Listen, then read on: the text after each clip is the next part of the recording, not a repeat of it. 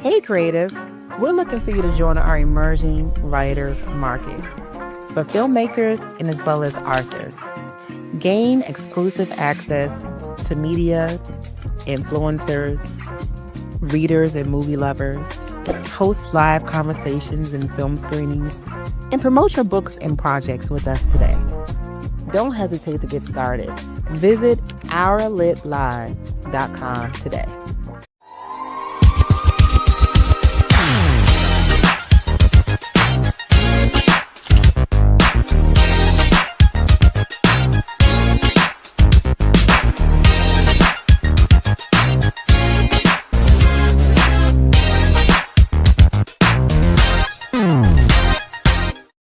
Hey everybody, it's me, your fave, JazzonFire. And if you are seeing me on your screen, then that means it is fourth Sunday.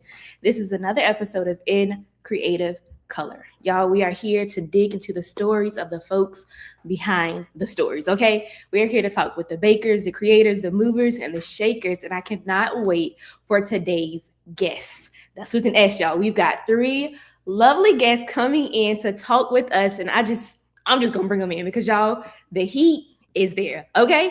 First, we will start with Ebony Blanding. All right. So, Level 4 Impact Award winner Ebony Blanding is a writer and director with deep Southern roots and a passion for telling the stories of Black people navigating the world and internal discoveries. She explores the complexities and possibilities of Blackness and female relationships on screen through narrative, experimental, and documentary film. She created for Times Magazine, Rolling Stone, major artist documentaries, among many other things, and she has pieces seen in the state capitol and the ATL airport. That is Ebony Blanding. Thank you, Jazz. It's giving Oprah. No, I love that. Because one thing I tell the folks every time, the bios are always stacked. So I'm going to tell you one thing. We had to cut them things down. I understand. I get it. Next up, we have Reeynana Sehgeh. Oh, my goodness. Hi. She is a multimedia professional with skin in the creative production, project management, and client relations game. Some of her heartbeats are fostering collaboration, curating impactful narratives, and exceeding expectations in multimedia production and campaign management. She's collaborated with industry leaders such as Alliance Theater, NBC Universal, and HBO Discovery. Like I said, stacked. Managing high-profile projects that authentically reflect Black culture and identity. In addition to creative writing, video editing, and photography, she has a rich history of nonprofit work and communication. Reeynana is passionate about using media as a tool for education and empowerment. Reeynana, all right. Hi.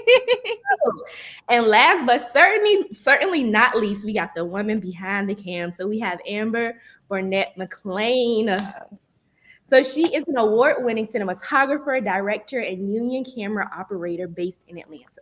She studied fine art and film at GSU before co-founding the independent production company House of June.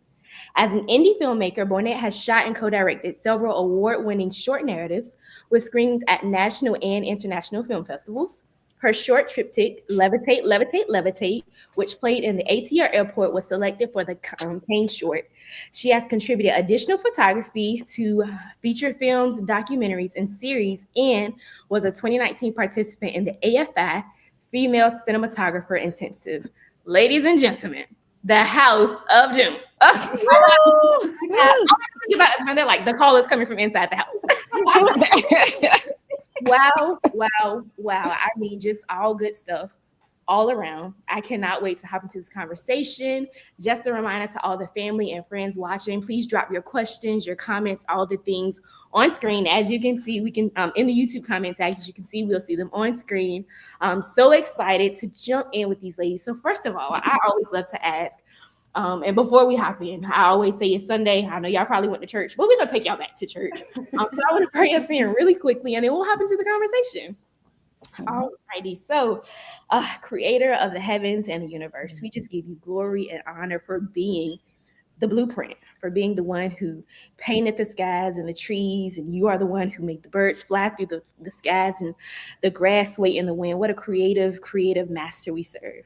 We thank you, we love you, and we honor you. And we pray that this conversation would reach someone who is hungry, whether they are hungry for you or hungry to create. Either way, whether this conversation reaches just 1 or 1 million, we will give you all the glory. It is in your name we pray. Amen. Amen. Yeah. Ashe. That was Oh, beautiful. come on, that was so beautiful. Listen, you got to get credit where credit is due because you just look That's right. outside. And the trees, just sometimes I just look at them like the trees are just doing their thing, and the birds, Yeah. like what a that. creative creator. And it's like that same grace flows through everything. So we got to give credit. I love that. So I always absolutely love to ask, I see somebody drop such accomplished young women. Absolutely. I mean, like, Thank you. reading those resumes. Okay. Right. I want to know, who are you ladies when you are not creating? What brings you joy? Lately gardening. Yeah, I think that's what I was doing before I hopped on the call. So yeah, that brings me joy, and I feel like patience and teaching and like discipline. So I love that. So I see like we might see a little bit of the green thumb like peeking in the camera. Okay. Amber out there touching grass. I know Yes. that's right. All day. Got to. I know that's it's like we are so It's a very cool question. the first thing we say when people ask us what we love to create, to tell, it's like, all right, yeah, cool. Yeah, right. Yeah. Computer down, and you put that pen away and you're just kind of, relax. Who are you? Like, I think being oh, go ahead, Ree, please. You got it. You got it. No, you got no. Okay. No, I'll go. No, I was just gonna say, I think the simplest thought that I can think of that brings me joy is just being around Black people. In spaces where we are, where we're like laughing, where we're communicating, where we're sharing thoughts. So yeah, that always brings me joy. I love that. I absolutely love that. What And about you? I'm honestly gonna piggyback off what Eb said and say I just love being around Black people as well, like sharing stories with Black people, laughter, but also too, I really like solitude. I'm one of those people that I love a good rainstorm, and I feel like that's like when my windows are all the way up, it's raining heavy, like sometimes you can feel the rain, like hold on now, hold on. But that's probably when I feel the most at ease, when I feel like the most myself, is watching a rainstorm, watching God create all the weather movements, seeing like the rainfall and everything like that. It brings me so much peace, especially since I have a house that's covering me, so it's not landing directly on me. Yeah. It's definitely something that it's like somebody said in the comments, you get the best sleep. But yeah, that's what listen. One thing about it, and two things for certain, I'm gonna put on some rain sounds to go to sleep. Same. I need a good thunderstorm. Most realistic rain sounds I've ever heard. So it's not like actually raining. That is my go-to background glad on Apple Music. Oh, just tea.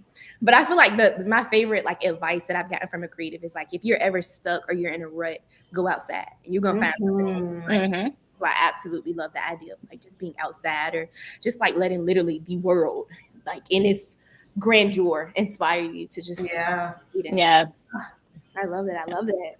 Okay. So kind of along those lines, I want to know, there's this like TikTok or like this tweet that I've been seeing, and it's like, if I won the lottery, I wouldn't tell anyone, but there would be signs. And so I want to know, like, how do your personal lives reflect that you are creative? So if like somebody saw you out in the street and they didn't know you from a can of paint, but they saw you and they'd be like, yeah, she be writing scripts, or like, yeah, she be like, how will someone know that you're a creator? What is the telltale sign? I can answer for these two. Oh, please. Personal style. That's fair. We're a stylish bunch. Yeah, we're a stylish bunch. I agree with that. And to be honest, I was looking on y'all's Instagram page and I was doing my research, and I was like, that's gonna be the answer. But No, I think that's a great answer, because I couldn't think. I was like, what would it be? Yeah, I would definitely say style as one. Yeah. It's something else though. What am I missing, y'all? I would say for Eb, it's so funny because I will go into spaces that's predominantly Black because I'm part of a few activist groups, and I'll say something about the House of June, and people just know Eb. Like, I don't know. It's hilarious. Yeah, like they just know her. They're like, "Oh, Eb, that's my girl." I'm like, "Why is everybody Eb's girl?" Like, I be outside a little bit. Or I used to be outside a little bit, I should say. But you know what's really funny about that too, though? If I mention Eb or M, people like, oh, they got great energy. People just love them. I think from my reflection, just being really good people, being community-based people, being artists, being serious about what they do. Because when it comes to the DP work, everybody knows M is like in another and fancy. I'm like, oh, Em is fancy. Oh, And Em is working on projects that, a lot of people don't get to work on, but it's also her grit, her style, is like what she does. But also with Eb is a connector. So she connects to the community. She connects to Black and brown folks. It's like the way Eb talks is very poetic. So I think when it comes to that sense, just being who you are and showing up as who you are, just being very authentic is like another way people will be like, oh, I connect with them. I like them. I want to be, I want to be in community with them. I love that. That's so sweet. No, most part. For each other, like the chemistry, it's always coming from inside the house. Like, yeah. So with that, and I feel like this segues perfectly to the next question I had, but I want to know how House of June works.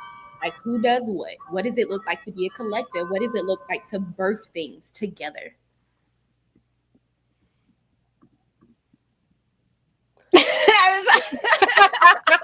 So I was going to say Ev, and then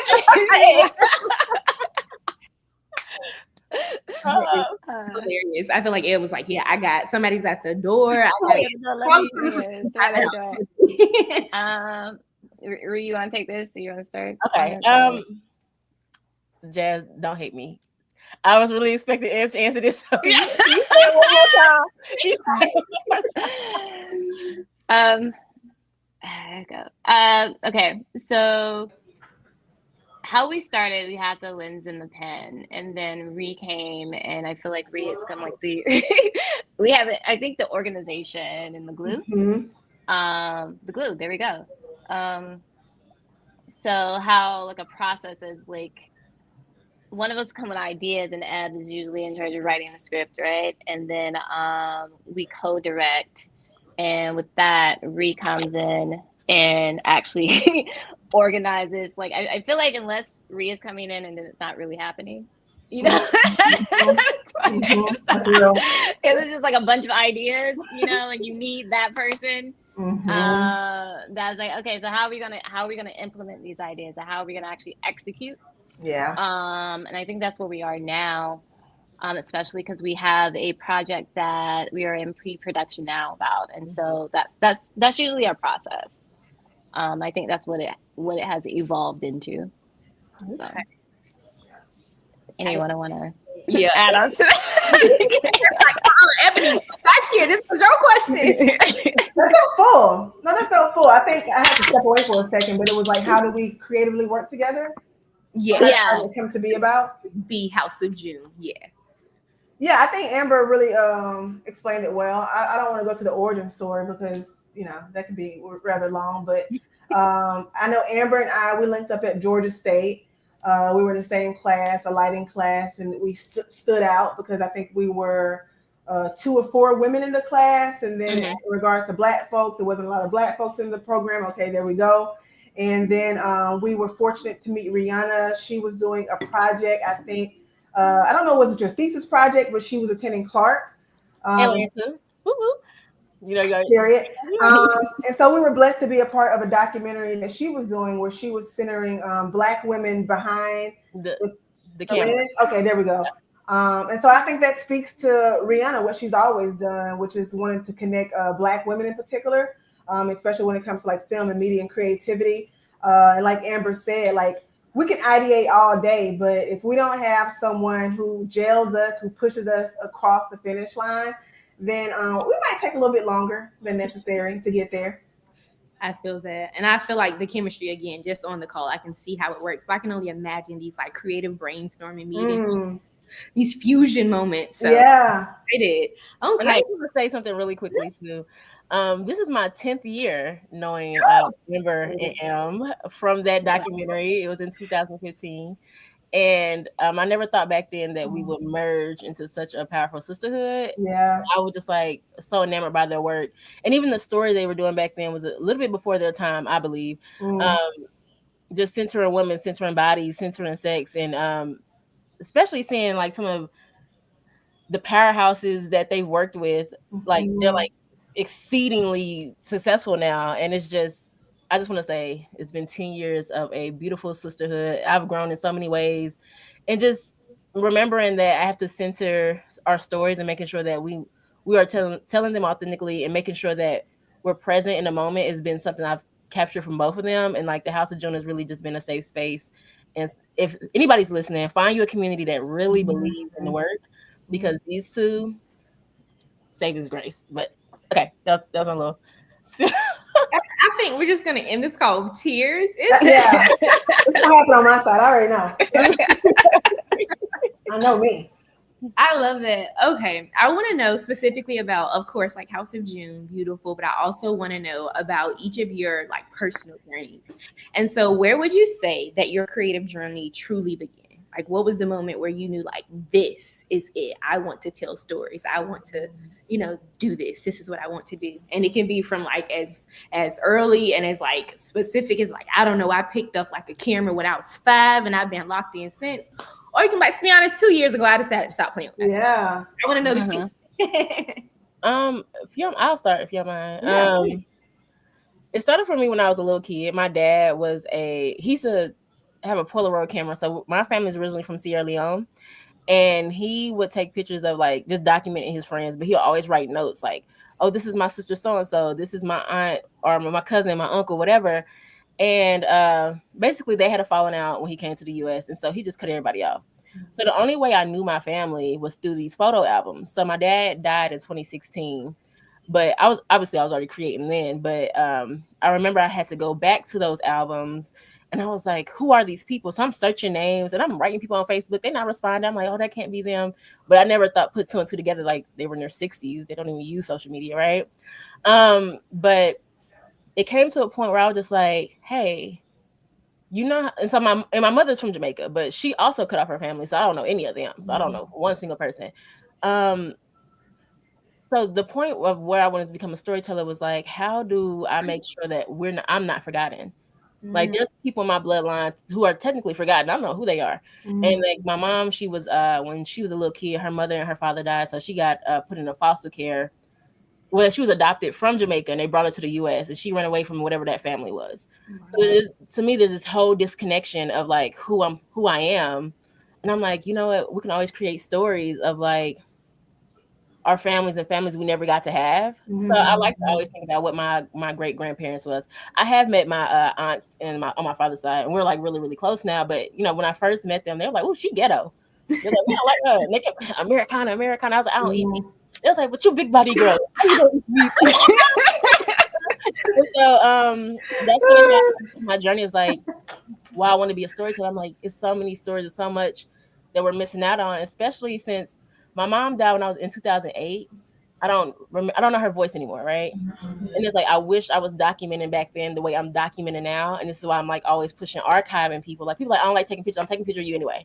Yeah. Someone has to remember you. Yeah. And I just feel like that's very important work. So that's kind of like why I got into storytelling and why I'm so passionate about it. And also just like telling stories about Black people, because I'm tired of seeing stories from a white lens. Because sometimes it just don't be making sense. You're in the theater like, we don't talk like that. But yeah, that's how it goes. I love that. That is absolutely beautiful. Storytelling is really beautiful. Documenting, archiving, just preserving history. Oh, absolutely love it.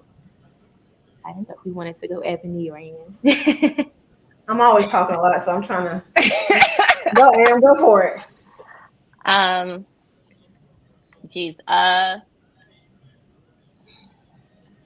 think I started through like just self-expression. And I started that kind of pretty early on through like a painting.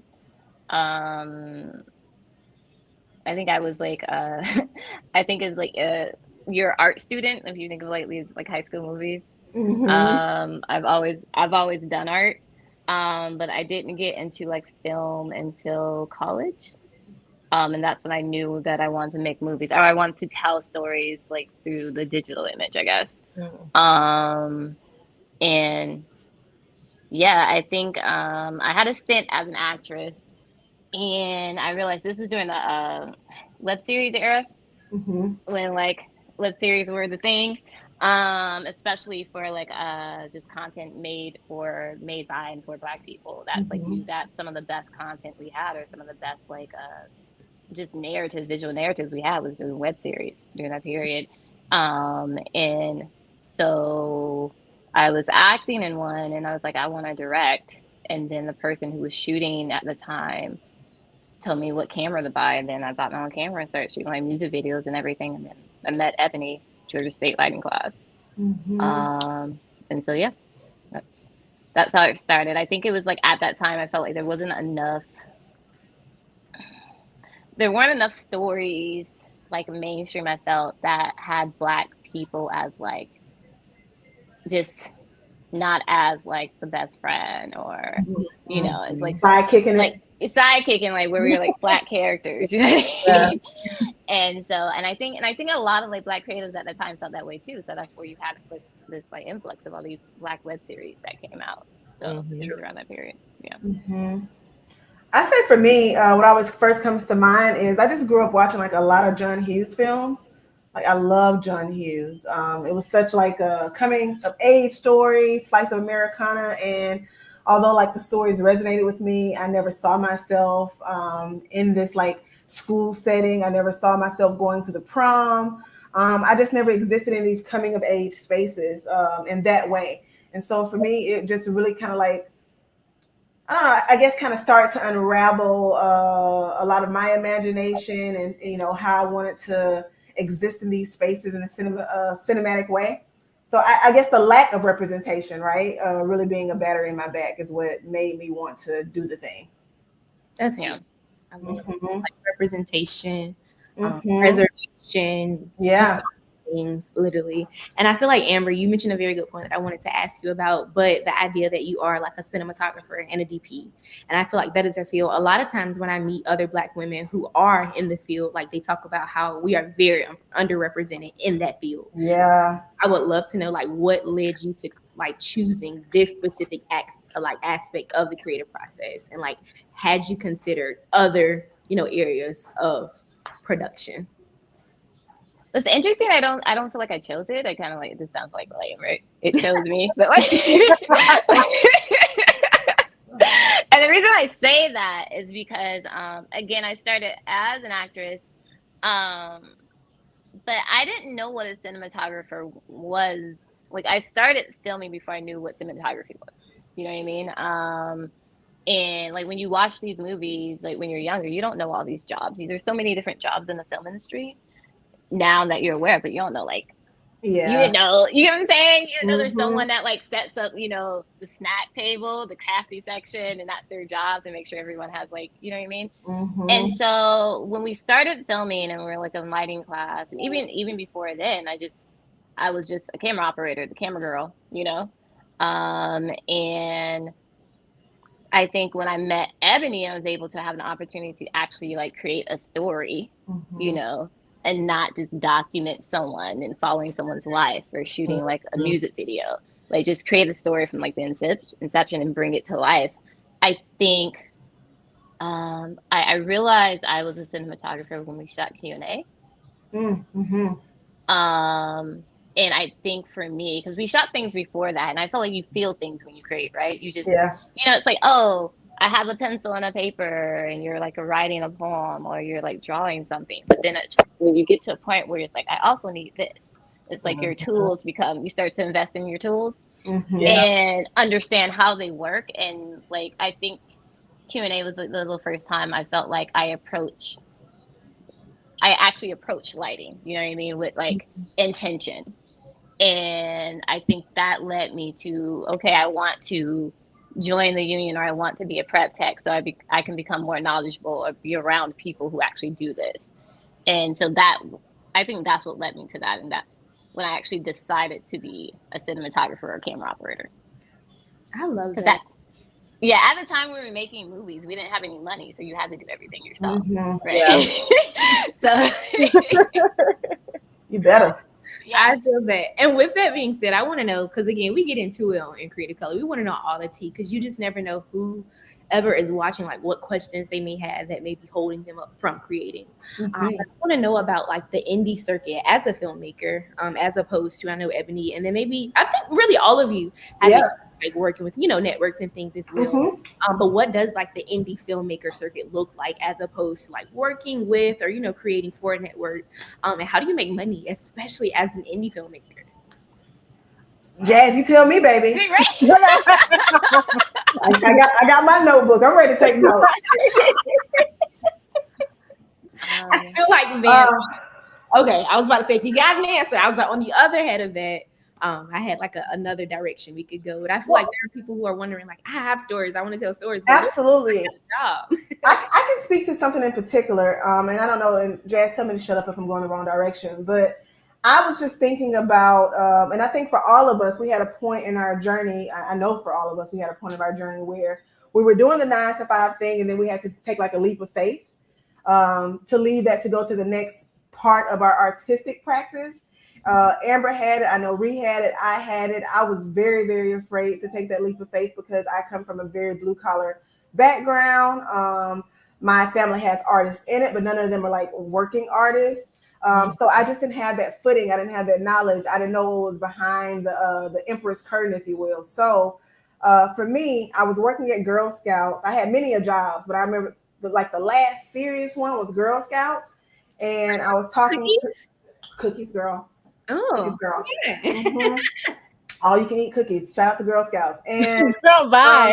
I was like, it was cool. I have a lot of friends who are like family from there now, but it blocked me and it caged me in so much. Like I had set hours. I was in building operations, working in that department. So it's like other people had off days. I didn't have off days, but I was doing this thing, y'all. And you gotta try the spirit by the spirit. Do it how you feel best in your spirit. But when I wasn't doing my work, because I did my work, I was writing. I did some of my best writing on the clock. And with that being said, there was a time where I left my script on the printer, and the girls was like, "What are you doing?" And I told them I'm an artist, I'm this, I'm that. And I remember my manager saying, "I knew it was something about you that you weren't going to be here long, But she was like, "Between you and I, you need to just kind of, they're looking at you." So I had to like make sure that the work that I wanted to do, which is film, which is art, I had to first make sure that I could sustain myself in a certain way. Right. And there was a leap of faith that I had to take where I didn't necessarily have a lot of savings saved up. I had just a little enough, and ties kind of severed.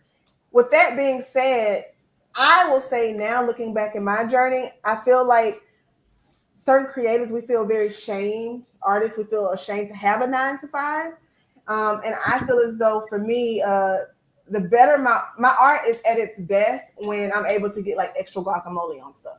Like my art is at its best when I'm able to get my hair braided when I want my hair braided. My art is at its best when I just don't feel like drained financially. So I share that to share like whatever we say, what's going to work for you with your finances. And when you can take that leap, when you can't take that leap. And I think it's always one of those things where everything won't be perfect. That's just the way it is. But I don't think there's any shame in having a 9-to-5. I don't think there's any shame in like doing things the traditional way until you can kind of break away and do your creative the majority of the time. So that's a ramble there. But I just find that sometimes in these spaces, like people kind of keep their 9-to-5 job in their pocket and don't talk about that part of it. There's so many of us who are working 9-to-5s, who are babysitting, who are nannying, who are doing like all types of things to make the ends meet. And then there are those of us who have gotten in a great part of our journey where we can like work full time in our career. And Amber, I will pass it over to you. And in working in full time in your career, you learn a whole nother, I think, part of what the journey looks like. Because Amber, would you say the jobs just don't come knocking all the time? It's still like I've been very fortunate to start with that, working in this industry. And the industry is we're in a weird place with the industry now, with like all the, strikes and stuff and things. I think it's still, you still see it as a 9-to-5 because it's a different, it's a different, in my job as a camera operator, like then you're like below the line, right? And my job at House of June, then I'm above the line. And with that, you have more creative control, right? And so in that sense, it feels like I'm at a 9-to-5. And it does, like, I will agree with what Ebony says. For me to be at my best, I need to feel financially secure. Just like this is where I am now. And it's like, but also it does take away to where like you get home and you're tired and you don't want to shot list, you know what I mean? You don't want to like And it's like finding, I'm at a sense of now getting the maturity of knowing that there has to be balance, you know? It's like, what do you want? And it's like, then you got to do it. You know, you have to find the time. It's like a discipline. It's not your discipline. It's like, I have to make time for the things that I want.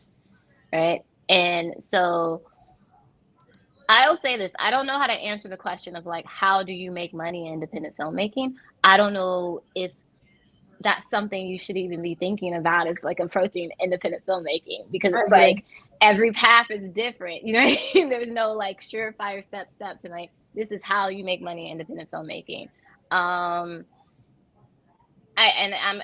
And as a person who's like very much an artist and creative, I can't answer that question. All I can say is like, you get into independent filmmaking because you want to make films. Yeah. And that has to be the motivation and the drive.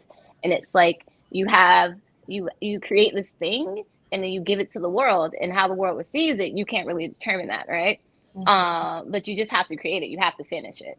And I think that is like, I guess, the motivation, or that is kind of what you have to think about. Those are the rewards I receive. So I don't know, Jasmine, if I kind of like went off on a tangent, but like, yeah, I don't think you get into independent filmmaking to make money. Yeah. These were great answers. Yeah, I was gonna say, I love that answer, Am. One thing about it, like, people are going to, just like with storytelling in general, people are going to get what they need from it.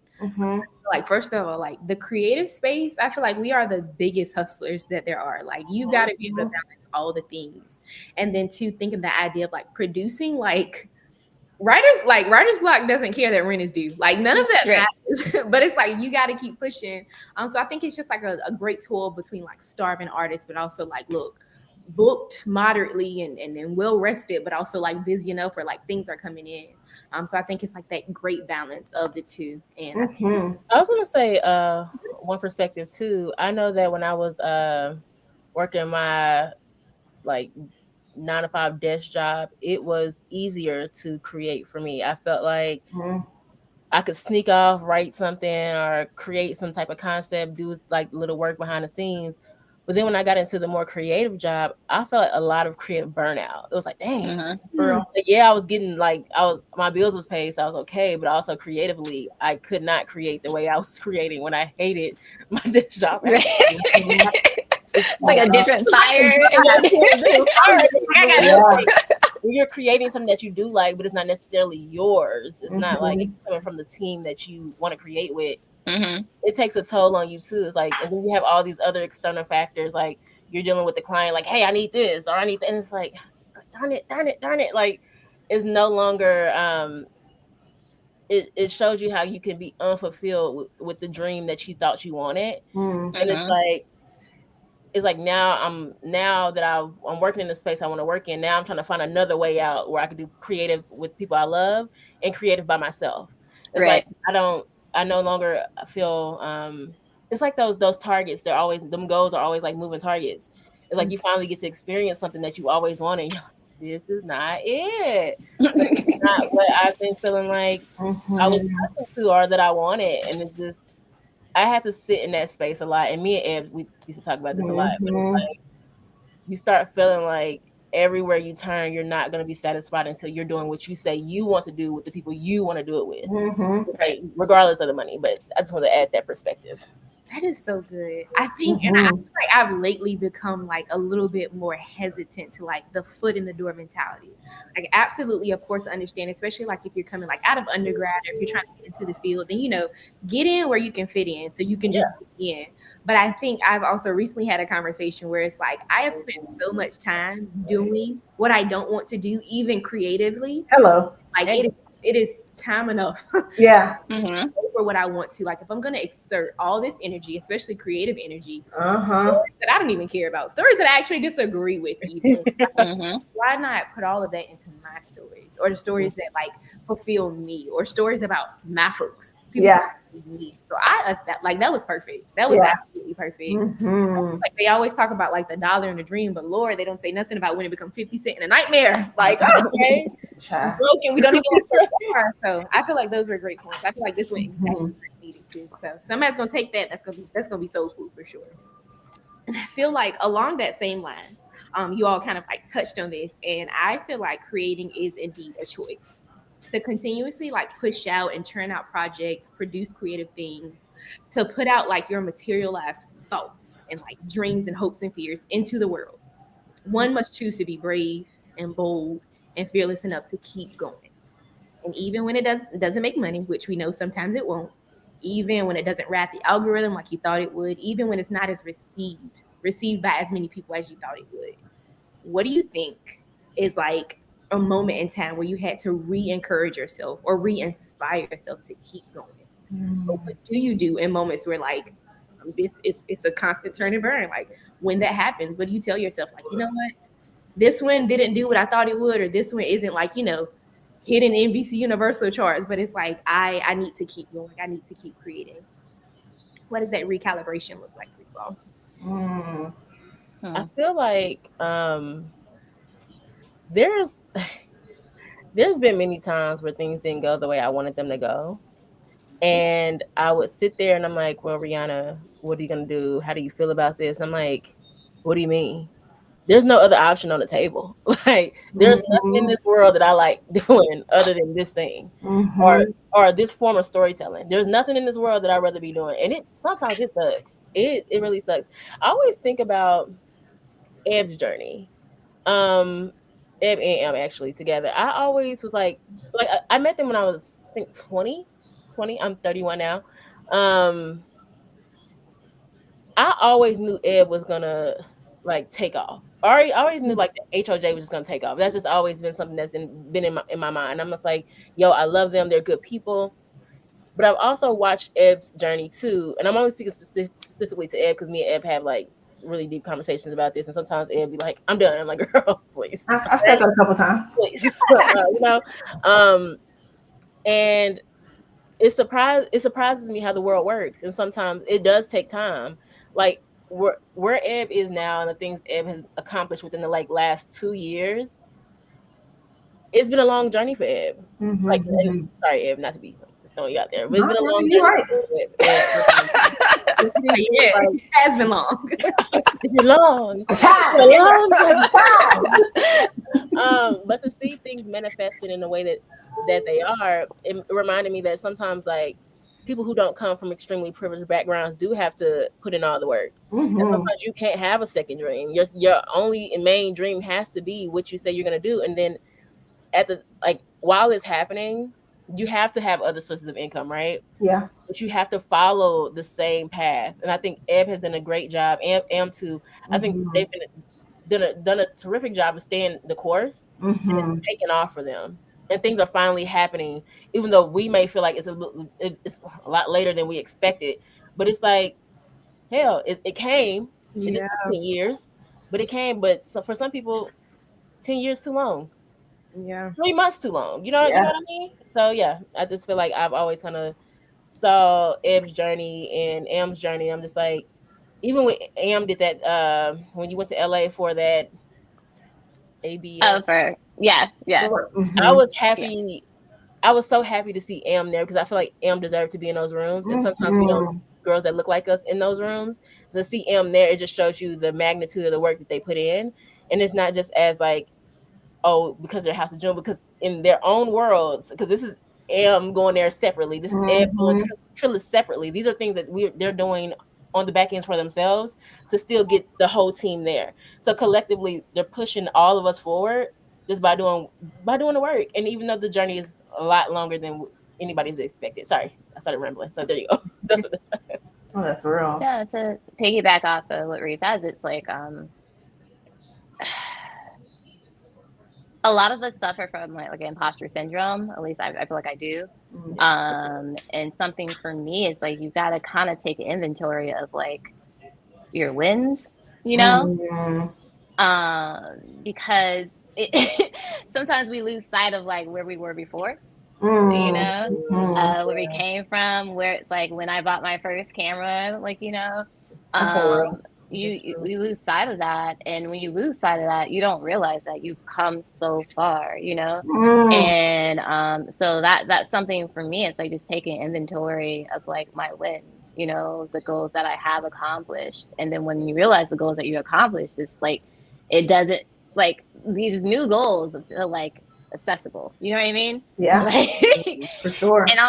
and also it's like, at this point, when you look at how much you have invested into your life and into your career, it almost feels like you're sabotaging yourself if you were to like step away from it. You know what I mean? Yeah. And I think those are things I think about when I'm feeling like I'm doubting myself. And those moments, like, you think when you get to a certain point you don't feel that anymore, but you feel that, like, you feel you know, it just feels different. There's a different levels of like feeling like doubting yourself. And so in those ways, like, just taking inventory is like, how do I be kind to myself? How do I treat I love myself that. right? You know what I mean? Yeah. And so yeah. I love that. And I know something dropped in the chat in YouTube that people see 2 years of experience, or 2 years of success, but not the 8 years of work to get there. I think too, as creators, like, we can be our biggest critics. For sure. So, like, thinking about the idea of like goals as moving targets, and, you know, constantly wanting to create and, you know, evolve, we sometimes ourselves like deny ourselves the ability to like wow, like, this is where I was 4 years ago. This you know, show was out of focus. They're out of frame. the sound is janky. The writing. It's always the sound. It's always sound in the lighting. You know, I was just watching Awkward Black Girl the other day. I was like, "Whoa, this ain't insecure." Like, we sometimes do not allow ourselves to. We don't give ourselves grace for where we came from and where we were just like 2 weeks ago. And I look back at it and what I wrote today, and I'm like, wow, like the growth and just appreciating that process and the learning and the evolving. Like, we talk about people not, you know, giving us credit for all the work that it took, but sometimes we don't do that for ourselves. And I feel like, you know, sometimes you have to be like, you know, good cop, bad cop, but it's also like, just remember, like, this is where you were 2 years ago. Like, you were, you know, this camera with this mic, and this is what you're producing. And at the time, you know, you're like, I can see the vision. I can see the vision of me back then. Like, this is where I am now. This is how I've blossomed and like just continue to just evolve and where I am now. And I feel like we just do not give ourselves grace sometimes in those aspects. So I absolutely love that. Someone just did not being afraid to fail. You're going to, especially in the, you know, I think in addition to not being afraid to fail, you gotta not be afraid to be corny. Like, you gotta get it out. It's magic in the corny. The corny is in the way. You know? The corny might hit. It might eat for somebody. Yeah. I was gonna say too. I saw this post on social media like a couple years ago, and it was like, we got to stop being afraid of showing us trying. It's like, we're like, oh, we're not there yet, or this work doesn't look as great as this. It's like, we're trying, and it's okay. But also, I also blame the pressure that a lot of other creators put on people. They're like, oh, you're not doing this, you're not doing that. So you feel like, oh, if I don't, I just got to make it. I got to skip all the steps. The work just got to be great. And it's like, we're afraid to let people see us trying. But then those who are successful, they don't care. They be trying all day long. They're like, this didn't work. And they document it. So, yeah. I think that's the thing. As a creator, you just have to have a level of like shamelessness and just like delusion. Like, put it out. Because to be honest, like, had we looked at like Awkward Black Girl, like I mentioned, I watched it, and it's like, had Issa been in her head about that, you'd be like, yeah, no, this ain't it, y'all. Like, this don't look good. This isn't. Had she not done that, she would not be the Issa Rae that we know today. That was like half Hollywood. So it's just like, we gotta be fearless. As creators and creators, we have to be fearless. And so I want to jump over to you, Reeynana, because I know we started to talk about it a little bit with Amber, but the idea of being behind the camera. And I know for you kind of started like in that arena, and you still do work in that arena, but talking about like BTS and being a DP essentially. And I just want to know what elements from that push forward your writing and storytelling, like as a whole. So I will be very clear. I'm not a DP at all. Not a DP at all. Not even close. I don't even want to like knock on that door. But for me, I guess I would say a lot of the work that what it came down to was just like documenting things. I've always loved to document. I always loved to. I have nothing but photo albums. I really follow after my father. My father was a writer. He did poetry. He wrote stories. He used to rewrite the Bible, which I was like, "Are you okay?" And then, but one thing he always took pictures of us, and then he used to always give me like digital cameras. Well, no, not digital, the Polaroid cameras. And he was back in those days, you know, the little film was cheap because we used to have stacks of like Polaroid. Tons of them. Yeah, tons of it. I believe that because my dad was such a artist in a way, he kind of poured that off onto me. Now, I still had an African father, so when my brother tried to be an artist, he was like, "No, you need to be a doctor." No, only one delusional person in this okay. He's in the back. But a lot of who I am is based on my father and what he did and the work that he was doing. Even though it was never documented or he never got money for it, paid for it, whatever, it kind of like pushed my ability to dream a little bit further. So like, I want to take pictures because I still love looking at people's faces. Like to this day, it's so funny because obviously I think it's my 14th year since I graduated high school, in middle school. So I was sending pictures in a group chat to all of my friends from back in the day, and they're like, "Oh my God, Reeynana, do you have more pictures?" But I also remember them saying like, "Yo, stop taking pictures of me," you know, like stop. Yeah, we want to see it. Like they never seen themselves in middle school. They don't see themselves or what they look like in elementary school. Because also having cameras like at that time, it's kind of like I grew up in the hood, so it was kind of like a luxury. But it was a Polaroid because we was broke too. So how that translates into the work I'm doing now is just like when we're creating stories, I want to make sure that we are seeing things we've never seen before, or that we have never seen in our community before. Making sure that when we create these stories, we're looking to look out for not just us, but our homies. We work with our homies all the time. We make sure that like, yo, we got a little budget, or if we're doing a love offering, it's like, oh, hit up our homies. We'll make sure that, you know, they get a little dough on the side, or they feel like they're included, because nothing hurts more than like watching, like, I'm not gonna be too specific, but I used to work with a team, and every time the artists would have like a big budget, they would go with non-Black folks. But then when they have the budget, they'll always call us, and like the money was the money. We wasn't tripping. Yeah, you would see like they'll give us like probably 20 bands, but they'll be paying them like upwards of 150, and it's like, you know, we could do the same thing if you actually just believe.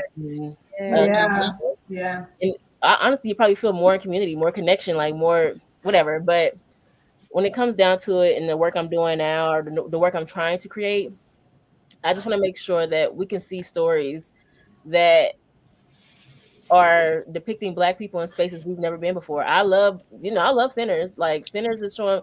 I'm also sci-fi babes. Okay, my dad was a rock and roll sci-fi man, and he was African, so that should tell you a lot. Yeah, that's next level. It was different. Okay, we was different. We was watching Dragon Ball Z all day. I was like, okay.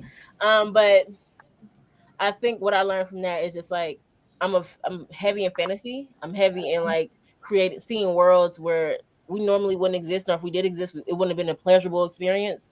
And creating that for us, and what that would have looked like, what we would have sounded like, and just having fun with that. So hopefully that answers your question.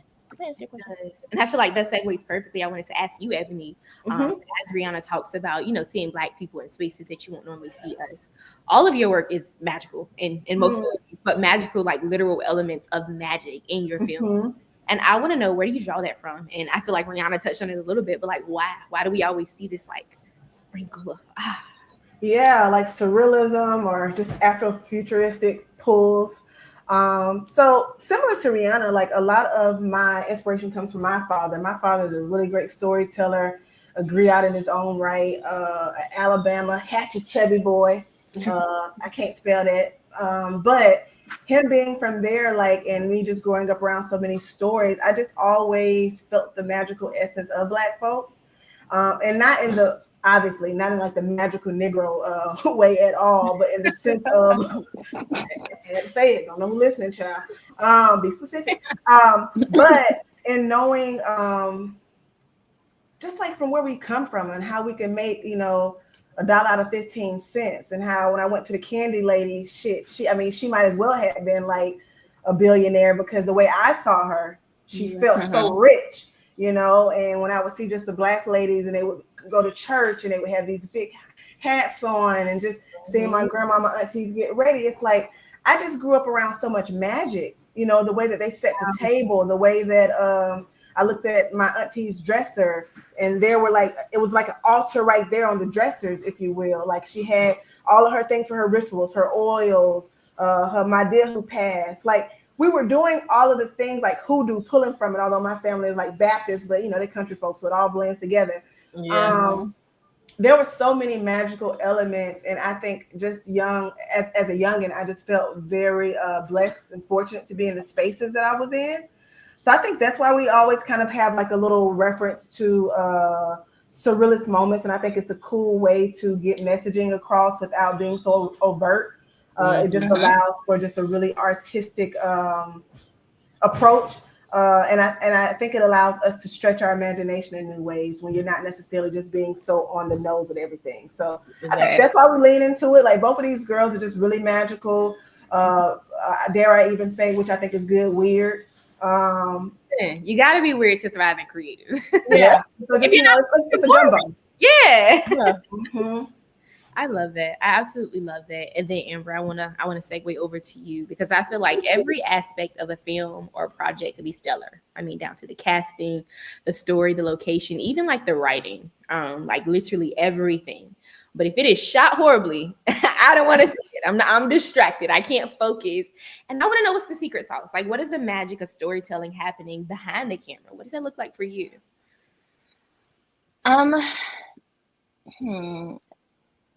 Taking your ego out of it, really.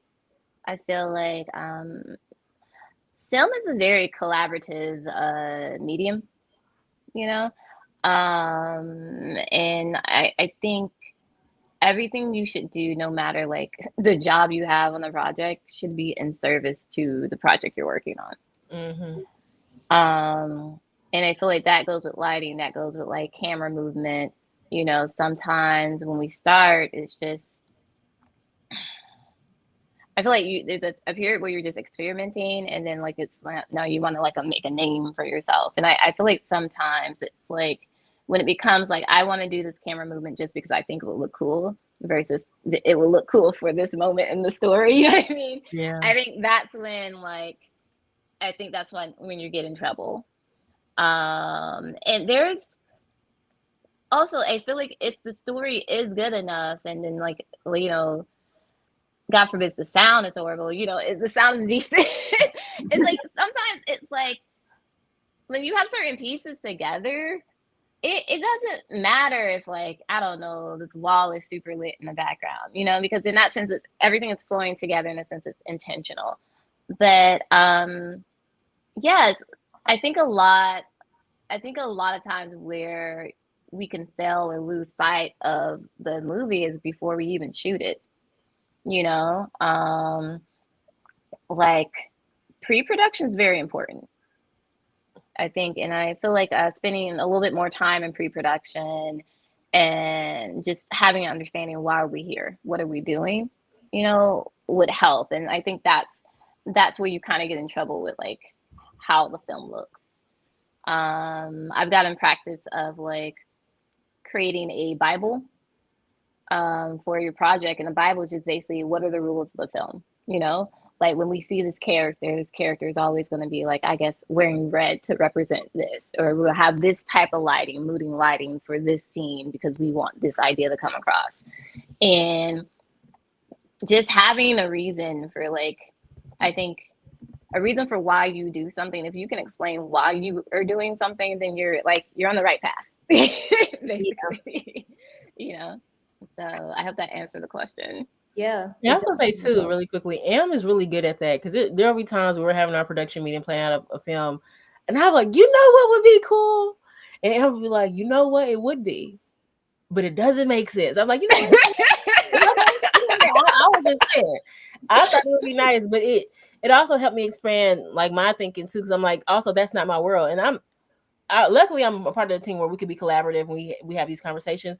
But it's also like, yeah, girl, that ain't my world. That's really your world. I'm just thinking all the cool ways. It's like, how can we still tell this story, add some cool elements, but it doesn't like, we're not just doing it for it looking cool, but it probably pulls us in or drags us closer to this character, or makes this scene bigger and makes it bring it more lively. Whereas it's just like, you know what, the color red would look great right here on this empty room in this space. But yeah, Am is really great at that. She's like, yeah, it is cool, but it's a separate purpose. I'm like, you're right.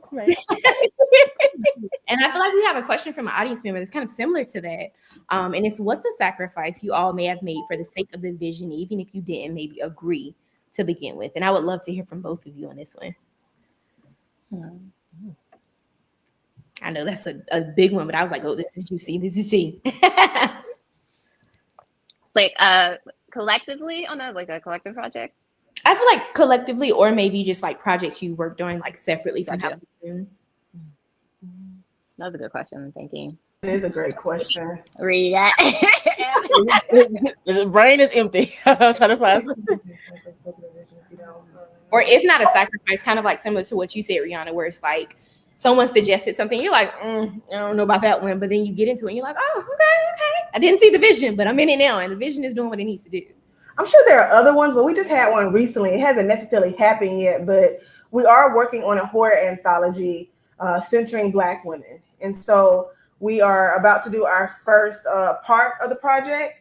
And we were talking about a location, and I was just like, y'all, the location has to be like, it's art driven. It has to be this, it has to be that. Like, I'm just talking like big budget, right? And we already agreed that this project is giving very bootstrap.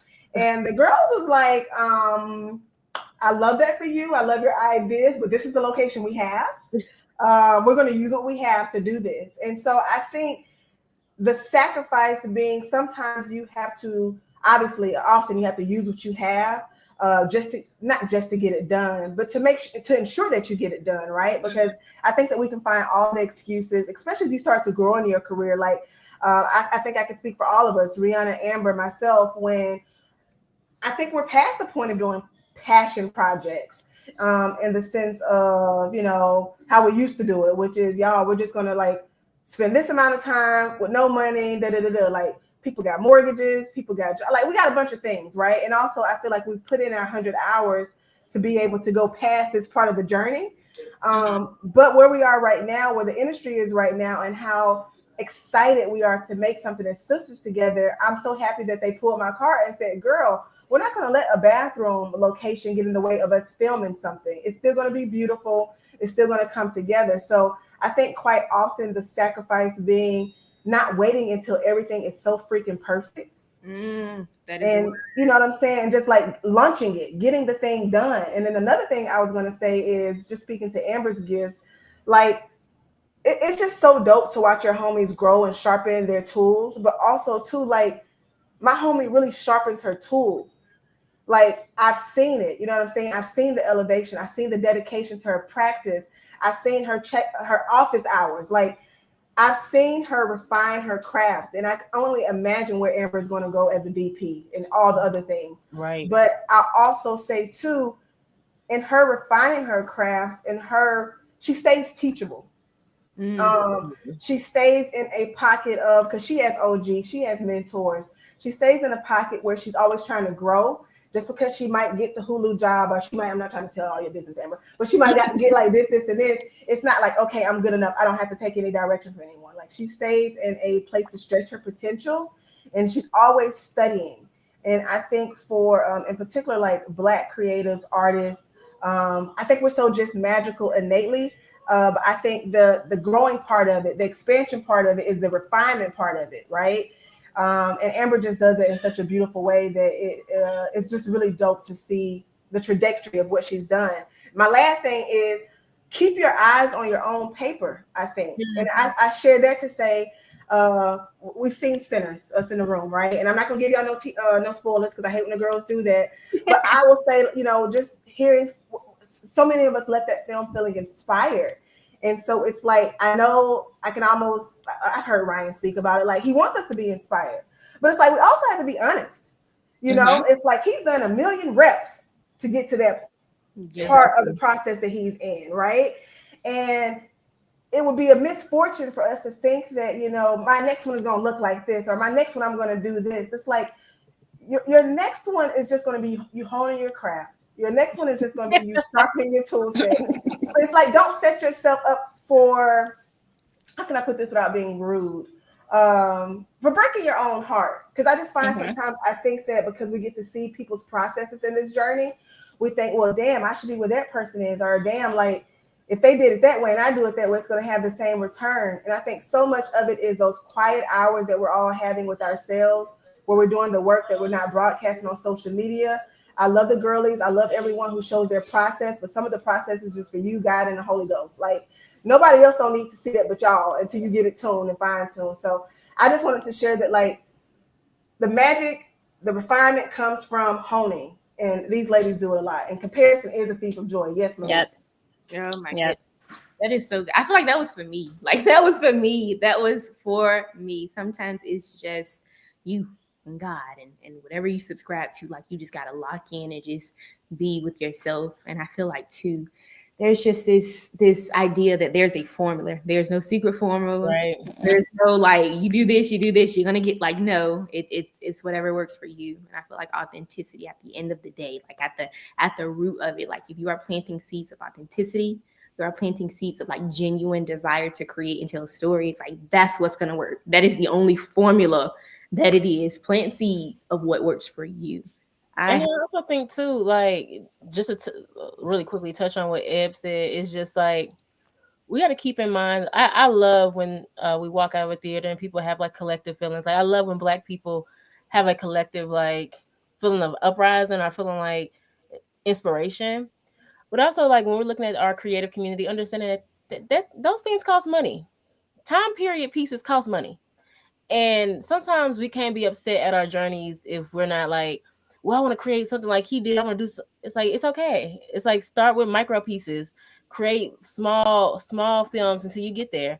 Like even with our project now, it was also kind of thinking about how we were going to show us another part of the scene. I'm not going to talk about. We're trying to figure out how we're going to visually show that, and it's just like what is most economically friendly, and like and how do we do that, and how do we expand that. And I feel like when we take those steps, everything we do is that pre-production work. And I'm asking questions. I'm like, hey, so how are we gonna do this, and how are we gonna do this with this budget? How do we show up for our people? How do we still? Because for me, the film is being made regardless. It's never like, oh, we ain't got the money, we can't do it. I don't know what to tell you. It needs to be made. It's going to be made. People want to see our stories. People care about our stories, and we owe it to everybody. We owe it to our community. We owe it to people who have yet to discover us, to be like, hey, this is something that we care about, and it's okay if we're not 100% there. It's okay if we don't have a crew of 700,000 people or 700 people. We don't have Crafty. If Eb is in there whipping on the stove, Eb used to do that. We ain't doing that no more. We do that, but it's watching the journey and like being a part of that journey is just like we all took baby steps. Like I remember like working at my job, stressed out, hating that job, like. And then it was an office job. I was working in post closing, and then right after that, I would go to another production company I used to work for, where I was an intern. And I'd be like 9 to 5, and after that, I was like 6:30 to like 3 o'clock in the morning because we did music videos all night. And I was so alive. I wasn't tired, and I was just having the time of my life. And it was just like because I was doing something that I loved, and I also understood that like they were making things out of scratch. So that's how I learned how to build sets with nothing. It's like, how you shoot a music video when you don't have any props? You make them. It's like, it's a wall, some lights. I had to learn before I became a photographer there or was on the editing part. I was doing grip and gaffing. So they like men used to be so confused. Like, what you doing here? I'm like, set up a light, dude. Watch out. And they're like, oh, you know what you doing? Because I believe like you want to be an independent filmmaker. You want to be a filmmaker at all, which they don't really tell you. It's really hard to get on these sets. So you got to know how to do a lot of different things. So I'm like, they was like, oh, you gotta learn lights. I wasn't like, no. I was over there burning my hands, not knowing what I was doing. I don't know to set up I don't know if y'all ever set up like gel lights on a like it starts catching on fire because you put it in smoke. Everybody yelling at me, I'm like, whoa, what's going on? And so it's trial and error. Like this whole experience, like being a filmmaker or wanting to be a storyteller, it all comes back to like one, like she said, keep your eyes on your own paper. Do what you gotta mind your own business. And then also it's like, but stay connected to the craft. It's a lot of times we don't have the money. We don't have it, but we're gonna make it work anyway. And I think that's why we work so well together, because it's like, these are my sisters. And I'm like, I trust their vision at all times. I trust their vision. I trust that what they want to do. And even if we don't got the money, we're gonna make it happen. So yeah, sorry. I always be going on with tangents, my bad. I just want to let y'all know I love these folks. I absolutely loved it. Ladies and gentlemen, House of June. I literally, this would be when the live audience gives us enough. I literally, we could talk all day. There's been so many good things, so much good things, so much good stuff, period. But we're gonna cut it here because once we hop into that 110 mark, we finna start charging the folk on YouTube and LinkedIn. Yeah. But thank you so much for all the free game, all the tips. Thank you, Jazz. Thank you. Letting us peek into your mind and giving us insight. So I want to know from each of you, and then collectively as House of June, what's next? What's T? Tell us where we can follow you. I know your socials are there, but we'll drop those on the screen as well. But tell us where we can follow you. If you got any sneak peeks or exclusives, you want to let us know where to turn our attention, what's coming up next for House of June, and each of you separately, what is T, ladies? Well, I'll let Ree give like the big rundown of all of our things for House of June, but we are really, really excited. We're working on an anthology. Apart from that, I have my first feature film that will be premiering at the festivals like this fall. So excited about that. And hopefully y'all will see me at Bronze Lens. And I'm gonna shut up. He's like, that's it. No more tea. Yeah, that's it. That's all you get. Bronze Lens. Amber, did you have anything? Tell us where we can follow you. The social is ALNB __ DP. And I'm working on some projects. I don't think I can't mention right now, but those will be coming out at the end of the year next year. I have a short film, Judy, that is currently in the festival circuit. So that's out there. And I will let Ree give the big House of June wrap up, I guess. And before she does, I just want to say, because Reeynana, it was like a collab post with House of June, AAMBC, and everybody for like the promo for this. But that caption, y'all gotta follow House of June. And I knew it was her. I just had a feeling. Yeah. Okay, what is T-Reed? Okay, so first of all, I want to thank you, Jazz, for even having us. I truly appreciate that. I truly appreciate you setting up space for us as Black female filmmakers to come in and tell our stories, especially with the climate in which we're in and how people that look like us, people who have the same body parts as us are suffering in multiple ways, and those who don't. So for all the communities that's suffering and all the communities that we collab with and that we love and that we care about, I love that we hold space to talk about our ideas and our creative processes, but also that you're talking to women who are also connected to a lot of different orgs and a lot of different social responsibilities. For what we're doing next, like Eb said, we do have a project that it's a three-part project that's we're starting to shoot in July, and there's a few different things that we'll be posting on our official Instagram page, which is the House of June. But we also have we're crewing up. So that means that if you are interested in being a filmmaker, you want to see what it's like to work with a House of June set. If you talk to any of the people who worked with us, they'll let you know. We have a really smooth, a really intentional set. Like we are Black folks that love Black folks, and we also work with other non-Black folks too. But we like to have our sets be intentional. We like to have fun, and it's not a lot of pressure. We want you to do your job, but we don't treat people rudely. We're not evil. We don't disrespect people. I love our sets. I love when people work on our sets and they tell us like, yo, Reeynana, this has been the best experience we ever had. So we're crewing up. We're also looking for people if you want to, donate to our next project. We have a new opportunity that's going to be coming out soon, a way that you can be a part of the project. May have a potential producer credit if you are feeling like you want to donate to this film. And our donations are not just like, oh, give us money and then just walk away. It's like, no, we want you to be a part of the process. You're a part of this story that we're creating. And also that we're going to be casting too. So we have so y'all know some talented homies that you're like, yo, work on this project. We love to work with our new crew. We do have our faves. You know how Kugler has Ebony has her muses. Ebony and Am will have the same muses for the last 15, 20 years, okay? But also too, we're looking to expand too. So that's what's going on with the House of June. But also we just want to make sure that y'all are connected with us on all of our social media sites. House of June. Check us out on Instagram. My Instagram is my name, Reeynana Sehgeh. It's long, it's hard and difficult. Just go to the House of June. Am, shout out hers, which is ALMB_DP. Then we have Ebony, which is Ebony Supreme. And that's how you can find us. Stay connected with us. Also, just like we're community folks. Hit us up if you got some questions. Now, if it's long and in depth, send the cash app, okay? But hey, listen, they got a lot of free game today. Okay.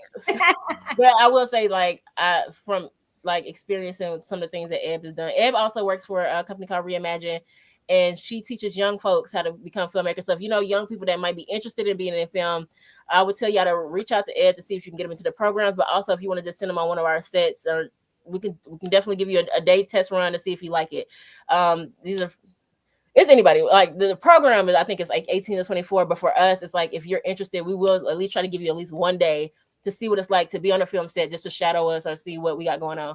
So that's pretty much our rundown, and we hope that you can connect to us so we can connect to y'all. So thank y'all. The House of June. My goodness. This has been juicy. It has been meat. This has been soul food. This has absolutely been soul food. Literally, the folks in the comments are eating it up. Y'all have got some fans, learned so much, need more gems. People are like, I'm trying to get into these programs that you're speaking of. So ladies, I just want to thank you times a million for being here today. First of all, like, thank you so much for giving us your time, and then also just giving us your work. Thank you for letting us peek into your minds, not only here in creative or in creative color, but also just the work that you're producing and putting out into the world as House of June. We absolutely appreciate it. Y'all are so inspiring. That is absolutely why I had to get y'all up here. I had to reach out. I was like, listen, the girls want to know. It's me. I'm the girls. I'm the girls. I'm the girls. I'm the girls. I'm girls. But again, thank y'all so much. We cannot wait to see what House of June has up next. And to everybody out there watching, thank y'all for tuning into yet another episode of In Creative Color. Like I said, this is a show where we truly dive into the meat. We dig deeper into the stories of the heartbeats behind the arts, learning what it looked like to paint the pictures they did with their projects. We are here, as I said, to talk with the creators, the bakers, the movers, and the shakers. This is the personification of the art versus the artist. Thank y'all for tuning in to another episode of In Creative Color. And stay tuned, because y'all, we've got a whole bunch more heat coming, and we're just not talking weather. I know summer's coming up, but mark your calendars. Tell a friend to tell a friend, and we will catch you on the next episode of In Creative Color. Bye, y'all. You are representing everybody that is you. I represent being able to find the light at the end of the tunnel. You gotta really be in it and really enjoy it and really want it. And I feel like if you come into it like that day one, man, you unstoppable. That shows people it's possible, my people, that it's possible. And that is so necessary in a world of misinformation. This is a legacy effort.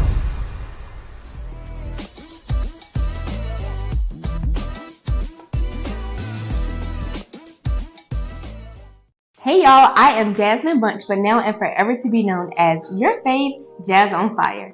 And I am one of the newest hosts of the Sunday Craft Chats. Catch me every fourth Sunday hosting In Creative Color. Can't wait to see y'all there.